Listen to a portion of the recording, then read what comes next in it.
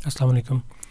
हमारी जो last video थी जिसमें हमने एक सिलेबस का ओवरव्यू किया था जेपको के टेस्ट के लिए, उसमें मैंने आपको बताया था कि हम एक एक करके एक एक बुक का जो है वो रिव्यू करेंगे और एक डिटेल एनालिसिस करके आपको बताया जाएगा कि किस तरह से आपने जेपको की तैयारी स्टार्ट करनी है। ठीक है, आप में से जो लोग सीनियर्स हैं वो लोग ऑलरेडी इस बुक को कर रहे होंगे, लेकिन ये वीडियो जो है वो डेडिकेटेड है जूनियर्स के लिए। अब देखें, जैसे ही आप ग्रेजुएट होते हैं तो अभी आपका जो फर्स्ट एम होना चाहिए, आई थिंक कि किसी भी फ्रेश ग्रेजुएट के लिए या फिर अभी जो फाइनल ईयर स्टूडेंट्स हैं उनके लिए फ़र्स्ट जो बुक होनी चाहिए जिसको वो सॉल्व करें, जिसको वो स्टडी करें, वो यही बुक होनी चाहिए। ठीक है, सो फर्स्ट बुक हमारी जो है वो है ऑब्जेक्टिव इलेक्ट्रिकल टेक्नोलॉजी। ठीक है, और इसके ऑथर जो है वो वीके मेहता एंड रोहित मेहता है।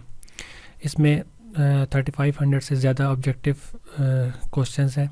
ठीक है, विद हेड्स। ठीक है, जिनमें न्यूमेरिकल्स टाइप क्वेश्चन है, इसके सॉल्यूशन भी इसके चैप्टर के एंड पे प्रोवाइड किए गए हैं। ठीक है, अब इस बुक की खासियत मैं साथ साथ डिस्कस करता रहूँगा।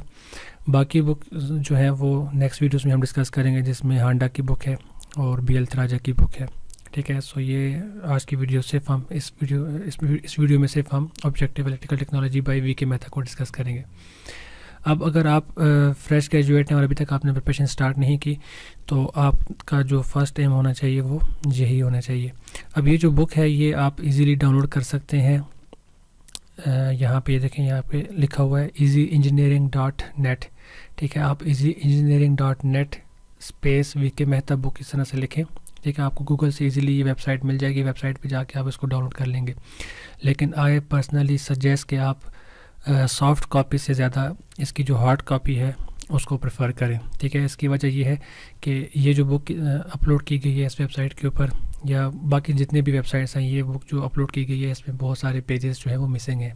ठीक है, और मिसिंग पेजेस का इतना बड़ा इशू होता है कि अगर लेट से आपका एक पेज इसमें मिसिंग था और NTS वालों ने उसी पेज से जो है वो MCQ उठा के दे दिया, तो वो आपका तो वो 3 से 4 MCQs आपके जो है वो वहाँ से वो स्किप हो जाएंगे। ठीक है, और अगर आपके MCQs 3 से 4 MCQ स्किप होते हैं तो NTS में इतना ज़्यादा कंपटीशन है, खासकर इलेक्ट्रिकल इंजीनियरिंग में, कि आपका एक एक नंबर से मेरिट बनता है। ठीक है, एक एक नंबर से आप रह जाते हैं आपको जॉब मिले, या एक एक नंबर से आप इंटरव्यू के लिए शॉर्ट लिस्ट नहीं हो पाते।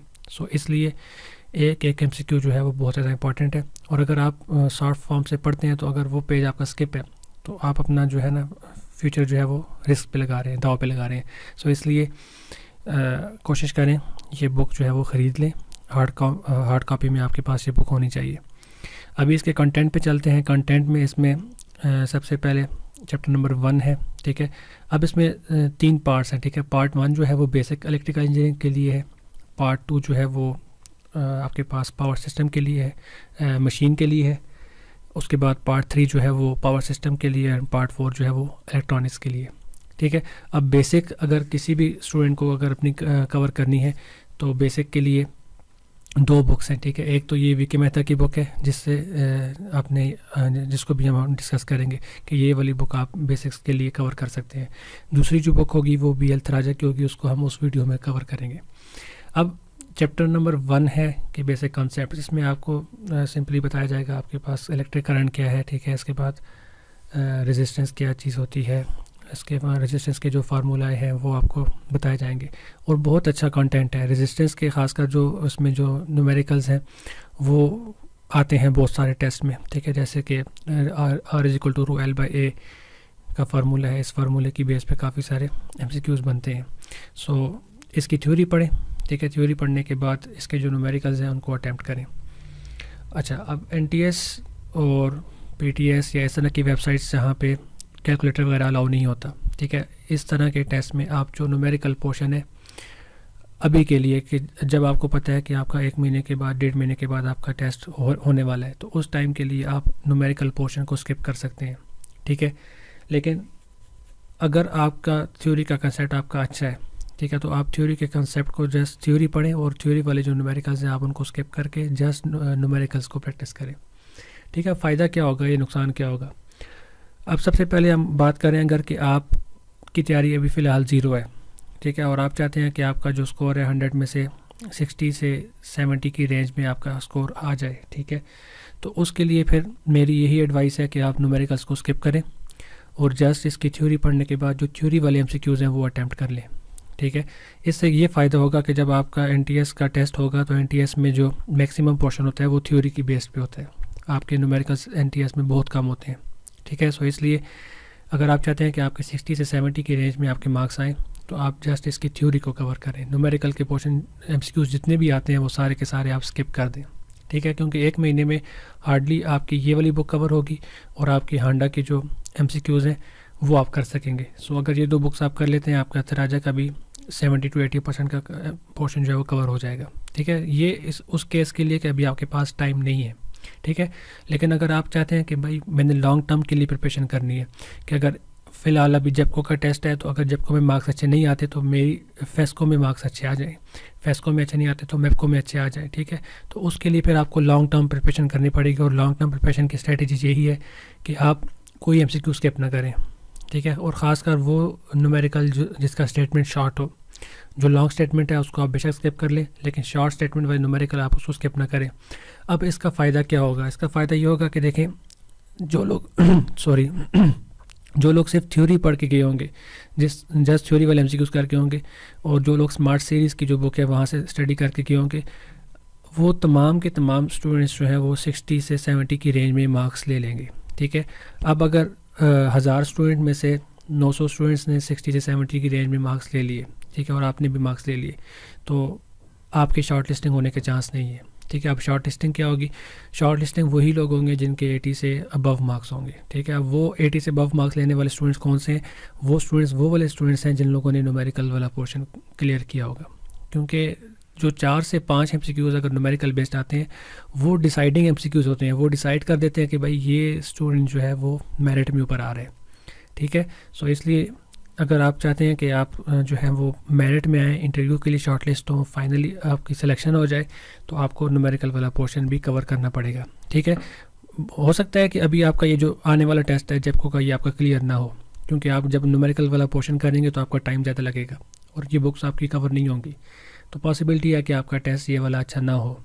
लेकिन फॉर द लॉन्ग टर्म आप आगे जितने भी टेस्ट आएंगे, अगर ये वाला क्लियर नहीं कर पाते आप, तो आप नेक्स्ट वाला जो है वो क्लियर कर लेंगे। ठीक है, फेस को क्लियर कर लेंगे, आप मैप को क्लियर कर लेंगे, या इसके अलावा और जो टेस्ट आते हैं आप वो कवर कर लेंगे।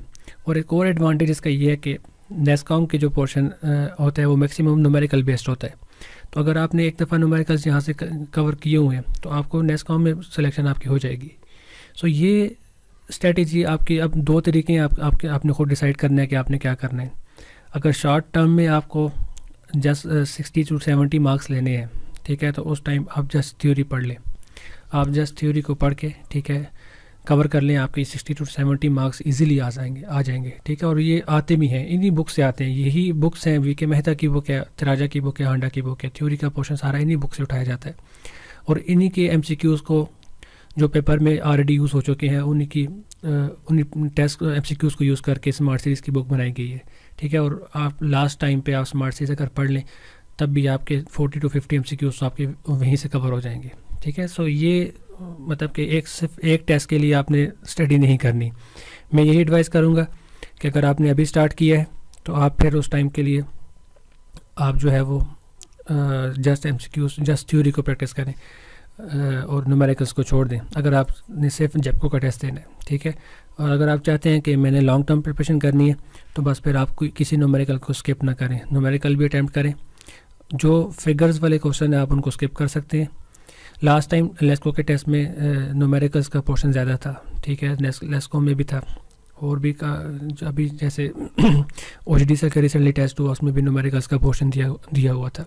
सो ये कुछ एमसीक्यूज़ होते हैं जो डिसाइड करते हैं। अब OGDCL में 35 एमसीक्यूज़ जो थे वो स्मार्ट सीरीज से थे। सो वो 35 एमसीक्यूज़ हर कैंडिडेट ने अटैम्प्ट कर ली। अब हर कैंडिडेट के 60 से 70 की रेंज में मार्क्स आ गए। अब जो न्यूमेरिकल वाला पोर्शन जिस बच्चे ने अटैम्प्ट किया उसके 70 से 81 की रेंज में मार्क्स आ गए। सो वो ही कैंडिडेट थे जिनकी सिलेक्शन अभी OGDCL में हुई। ठीक है, जिनके जो लोग शॉर्ट लिस्टेड हुए वो 78 से लेके 81 की रेंज में वही कैंडिडेट्स थे।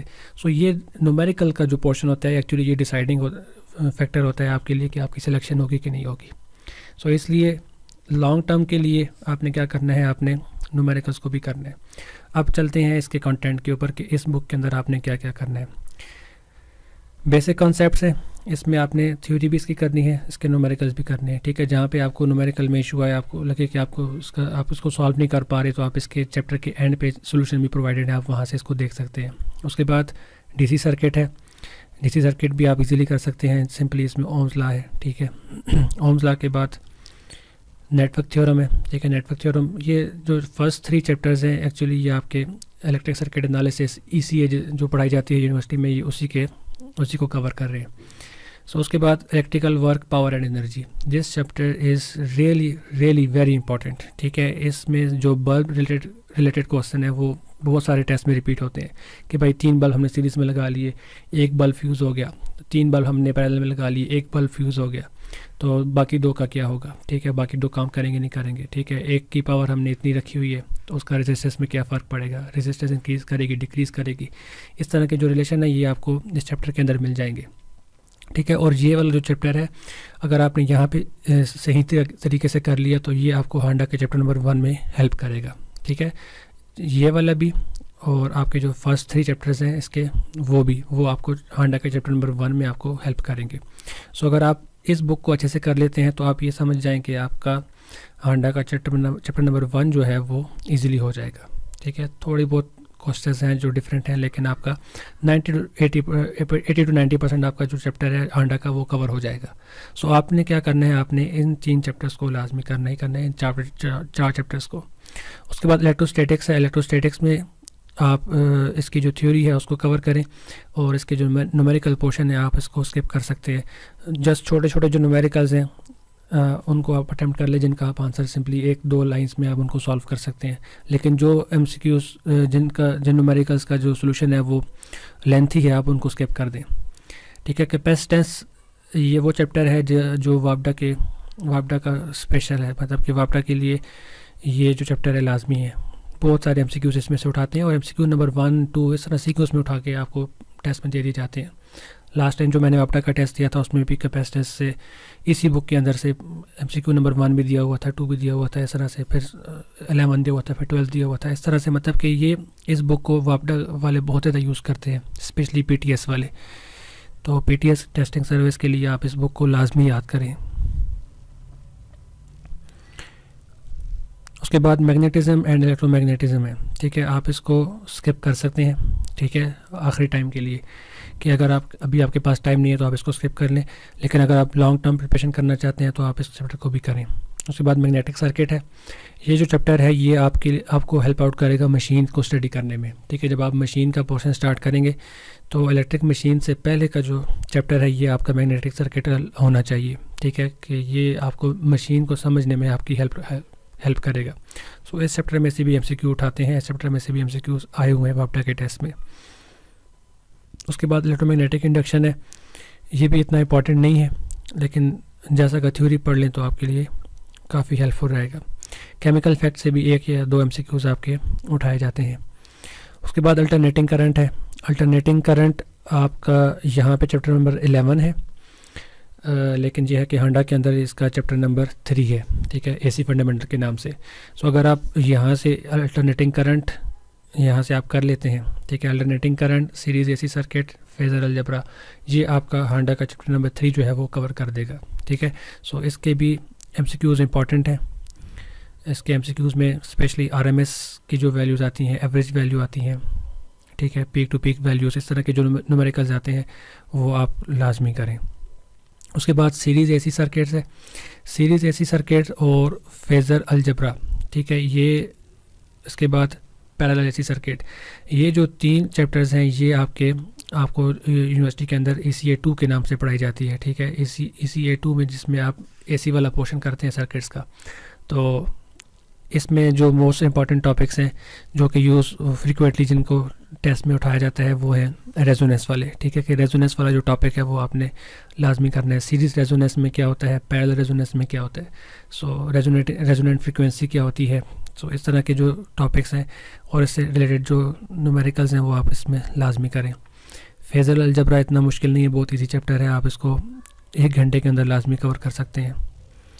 उसके बाद 3 फेज़ सर्किट्स है, ठीक है, ये जो चैप्टर है ये आपके लिए पावर सिस्टम का जो पोर्शन है ये आपको वहाँ पे हेल्प आउट करेगा कि यहाँ पे आप देखते हैं कि स्टार डेल्टा कनेक्शन में क्या होता है, स्टार में आपके पास वोल्टेज क्या होती है, करंट क्या होते हैं, लाइन और फेज़ में क्या डिफरेंस है। ये चैप्टर आपके लिए पावर सिस्टम को समझने में आपको हेल्प आउट करेगा। सो इस चैप्टर को यहाँ पे कर लें। और EMI का जो पोर्शन है, इलेक्ट्रिकल मेजरमेंट इंस्ट्रूमेंट, ये भी इम्पॉर्टेंट है कि इस चैप्टर ये स्पेशली जेपको के अंदर इसका पोर्शन जो है वो इंक्लूड किया गया है। सो इसको आप यहाँ से भी कर सकते हैं और बी एल तराजा की जो बुक है उसको वहाँ से भी कर सकते हैं। सो इसको भी आप लाजमी स्टडी कर लें। उसके बाद मशीन का पोर्शन आया है। मशीन की अगर हम बात करें तो मशीन हर टेस्ट के अंदर इसका पोर्शन जो है, अगर सिलेबस में इंक्लूड हो या ना हो, मशीन का पोर्शन लाजमी हर टेस्ट के अंदर इंक्लूड किया जाता है। ठीक है, अगर इस बुक की बात करें कि इस बुक में अगर आप इस बुक से आप प्रिपरेशन कर रहे हैं तो प्यास वालों का जो फेवरेट टॉपिक है इसमें वो डीसी जनरेटर, डीसी मोटर्स और इंडक्शन मशीन है। ठीक है, मतलब कि डीसी मशीन से वो लाजमी हर साल लाजमी क्वेश्चंस पिक करते हैं। और इसमें भी खासकर डीसी जनरेटर में जो डीसी मोटर में जो न्यूमेरिकल वाला पोर्शन है वो लाजमी पिक किया जाता है। सो इस बुक जो मशीन वाला पोर्शन है इसको भी लाजमी कवर करें। फिर ट्रांसफार्मर की बात आती है। ट्रांसफार्मर आपने बहुत डिटेल में पढ़ा होगा यूनिवर्सिटी के अंदर भी। ठीक है, सो ट्रांसफार्मर आई थिंक इतना मुश्किल नहीं है, इसको भी स्टडी करें। उसके बाद 3 फेज़ इंडक्शन मोटर है, इसको भी स्टडी करें। उसके बाद सिंगल फेज़ मोटर, अल्टरनेटर और सिंक्रोनस मोटर, इन चैप्टर्स को आप इसके जो न्यूमेरिकल पोर्शन है उसको आप स्किप कर सकते हैं, लेकिन जो इसकी थ्योरी वाला पोर्शन है, जो इसके MCQs जिनमें न्यूमेरिकल्स नहीं है, आप वो लाजमी अटैम्प्ट करें। ठीक है, आपने जो चैप्टर्स मैं आपको बता रहा हूँ कि ये इंपॉर्टेंट है, आप उसका न्यूमेरिकल वाला पोर्शन भी करें, उसका जो विदाउट न्यूमेरिकल MCQs हैं वो भी करें। लेकिन जो मैं कह रहा हूँ कि ये इंपॉर्टेंट नहीं है, आपने उसके न्यूमेरिकल आपने नहीं करने, लेकिन आपने उसकी जो थ्योरी वाला पोर्शन है वो आपने लाजमी करना ही करना है। ठीक है, क्योंकि MCQs रैंडमली पिक किए जाते हैं। तो क्योंकि जो टेस्ट बनाने वाले हैं ना, जो मैंने एनालिसिस किया है अभी तक लास्ट 3 इयर्स में, टेस्ट बनाने वाले आपके स्पेशलिस्ट नहीं हैं, वो इलेक्ट्रिकल इंजीनियर्स नहीं होते जो आपका टेस्ट बनाते हैं। सो उनको ये नहीं पता कि भाई इन बच्चों ने ये यूनिवर्सिटी में ये चैप्टर पढ़ा है कि नहीं पढ़ा, इन बच्चों ने यूनिवर्सिटी के अंदर ये सब्जेक्ट ये वाला पढ़ा है कि नहीं पढ़ा। वो बस बुक उठाते हैं, गूगल से MCQs उठाते हैं, इलेक्ट्रिकल इंजीनियरिंग MCQs सर्च करते हैं, जो MCQ सामने रहते हैं रैंडमली उठा के टेस्ट के अंदर डाल दी जाते हैं। ठीक है, कोई MCQ कोई लॉजिक नहीं देखा जाता। जैसे अब NTDC में MCQ आया हुआ था कि वो कॉल कैसे कैरी किया जाता है, सो वो वी बेल्ट के थ्रू कॉल जो है वो उसको कैरी किया जाता है, ऐसा ना कि MCQ था जिसमें कोई कंसेप्ट नहीं है, कोई लॉजिक नहीं है, बस इलॉजिकल से MCQ है। लेकिन क्योंकि बनाने वाले एक्सपर्ट नहीं है, स्पेशलिस्ट नहीं है, सो वो उठा के कहीं से भी MCQ दे देते हैं। सो इसलिए ये है कि आपको हर बुक का जो थ्योरी वाला पोर्शन है वो कवर करना पड़ेगा। और ये वीके मेहता की बुक आप इजीली 2 हफ्ते के अंदर आप कवर कर सकते हैं, और ये आपका बहुत सारा पोर्शन जो है वो आपका कवर हो जाएगा टेस्ट का। सो उसके बाद पावर सिस्टम पे आते हैं। पावर सिस्टम ख़ासकर जेपको के लिए बहुत ज़्यादा इंपॉर्टेंट है, और जेपको, फेस्को, इन जितनी भी डिस्ट्रीब्यूशन कंपनीज़ हैं उनमें पावर सिस्टम का पोर्शन जो है वो मैक्सिमम आता है। ठीक है, अब इसमें कौन कौन से चैप्टर्स आपने करने हैं। जनरेशन ऑफ इलेक्ट्रिकल एनर्जी जो है ये सारा थ्योरी बेस्ड है, इसमें न्यूमेरिकल्स नहीं है। ठीक है, आप इसकी थ्योरी जैसे एक दफ़ा पढ़ लें, MCQs ना भी करें, आप इसकी थ्योरी पढ़ लें। उसके बाद इकोनॉमिक्स ऑफ पावर जनरेशन है, ये बहुत ज़्यादा इंपॉर्टेंट है कि इसमें आपके पास फैक्टर्स जो है आ जाते हैं, load factor, plant capacity factor, इससे रिलेटेड MCQs जो है वो लाजमी पिक किए जाते हैं। सो इसके न्यूमेरिकल्स जो है वो आप लाजमी अटैम्प्ट करें। एक लाइन के अंदर आपका सोल्यूशन आ जाता है इसमें। ठीक है, बहुत ईजी चैप्टर है, ईजिली आप कर सकते हैं, एक दिन में ये दोनों चैप्टर्स आप ईजिली कर सकते हैं। उसके बाद सप्लाई सिस्टम, ओवरहेड लाइंस, ये आपका पावर ट्रांसमिशन का पोर्शन जो है यहाँ से शुरू होता है। ठीक है, इसमें भी सप्लाई सिस्टम से ज़्यादा MCQs आने के चांसेस नहीं है, लेकिन ओवरहेड लाइंस से MCQs लाजमी पिक किए जाते हैं। सो ओवरहेड लाइंस को अच्छे तरीके से स्टडी करें विद न्यूमेरिकल्स। यहाँ से आगे यहाँ से आगे आपका डिस्ट्रीब्यूशन का पोर्शन शुरू हो रहा है। इसका एक ही चैप्टर है, इसको आप कर लें तो ये इजीली आपका जो है ये 1 घंटे की गेम अगर आप इसको करें। डिस्ट्रीब्यूशन ऑफ इलेक्ट्रिकल पावर, आपने यूनिवर्सिटी में इसको पूरा सब्जेक्ट पढ़ा होगा। ठीक है, डिस्ट्रीब्यूशन और यूटिलाइजेशन, ये आपके लिए 1 घंटे के अंदर आप इसको इजीली कर सकते हैं। उसके बाद फॉल्ट्स है, ये आपका पावर सिस्टम एनालिसिस का पोर्शन यहाँ पे स्टार्ट हो रहा है कि PSA में जो आपने पढ़ा होगा फॉल्ट्स वगैरह के बारे में। ये आप स्टडी कर लें, इसमें थ्योरी वाला पोर्शन ज़्यादा आता है, न्यूमेरिकल्स कम आते हैं इन केस ऑफ जेपको, फेस्को वगैरह वापटर के हिसाब से। लेकिन अगर प्यास की अगर आप बात करें, नेस्कॉम की बात करें, तो यहाँ से न्यूमेरिकल्स का अच्छा पोर्शन पिक किया जाता है। उसके बाद स्विच गियर, ये पावर सिस्टम प्रोटेक्शन का पोर्शन आ गया, ठीक है। Switch gear and protection of power system, ये भी आपका प्रोटेक्शन में आप पढ़ते हैं और ये भी आप प्रोटेक्शन में पढ़ते हैं। इसमें रिलेज़ की जो टाइप्स हैं वो इंपॉर्टेंट है। रिलेज़ आपने अच्छे से पढ़नी है, कौन कौन सी रिले कहाँ कहाँ भी यूज़ होती है, ठीक है। और सर्किट ब्रेकर भी, वो यहाँ पे स्विच गियर में आप पढ़ेंगे सर्किट ब्रेकर के बारे में, तो सर्किट ब्रेकर आप यहाँ से कर लें। उसके बाद इलेक्ट्रॉनिक्स का पोर्शन है। इलेक्ट्रॉनिक्स की जो वेटेज है वो बहुत कम है, ठीक है। ख़ासकर जेपको के अंदर इलेक्ट्रॉनिक्स का पोर्शन बहुत कम पिक किया जाता है। सो इलेक्ट्रॉनिक्स में ये वो इसमें से आप जस्ट वो वाला पोर्शन आप पिक करें। मैं आपको बता देता हूँ। सबसे पहले सेमीकंडक्टर फिजिक्स है, ये 1 घंटे में आप इजीली कर सकते हैं, बहुत इजी है, बेसिक 9th-10th की चीज़ें हैं इसके अंदर, फर्स्ट ईयर में भी आपने इसको पढ़ा होगा। उसके बाद डायोड, यहाँ से आगे आपका मेन इलेक्ट्रॉनिक्स का जो पोर्शन है वो एक्चुअली स्टार्ट होता है। सो डायोड को आप पढ़ें, ट्रांजिस्टर्स को आप पढ़ें, और इसके बाद transistor biasing.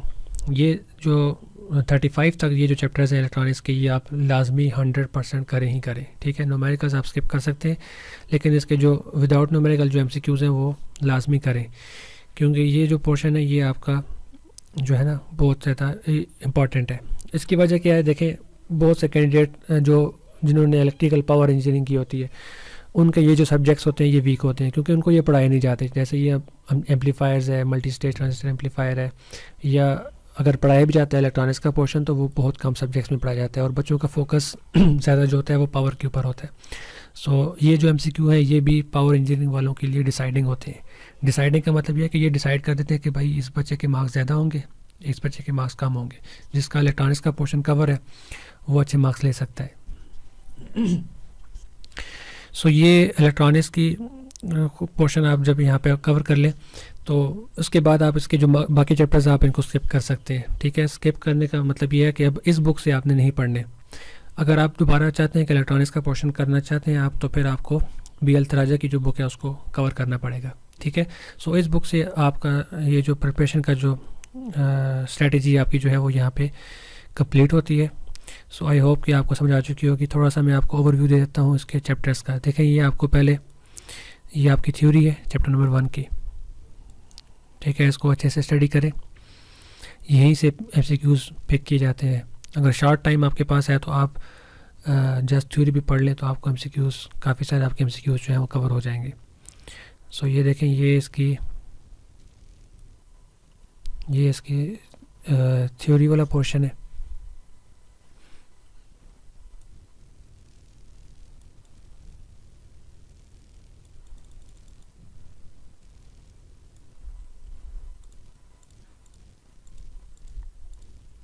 Electric power, electrical energy, materials.